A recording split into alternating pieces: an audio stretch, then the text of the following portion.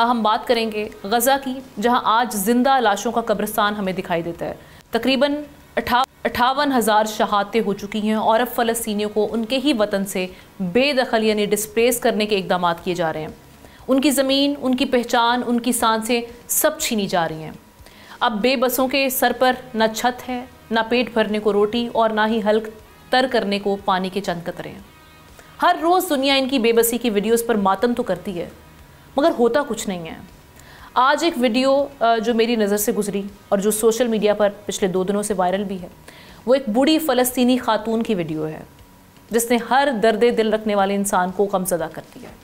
ایک بے بس بیوی جس کے سامنے اس کی لٹی ہوئی دنیا، اس کے بوڑھے شوہر کی لاش پڑی ہے۔ اس خاتون کے جذبات کی عکاسی کے لیے میرے پاس تو الفاظ نہیں ہیں۔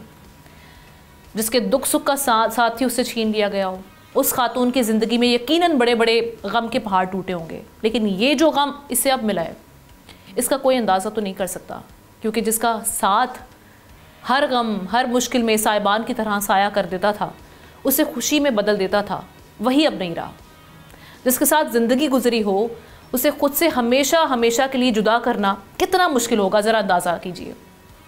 یہ ویڈیو اس کی عملی تصویر ہے، غور سے دیکھیے ناظرین، یہ اس کی بوڑھی آنکھوں سے آنسو نہیں بہہ رہے، شوہر کے ساتھ گزرے ایک ایک لمحے کی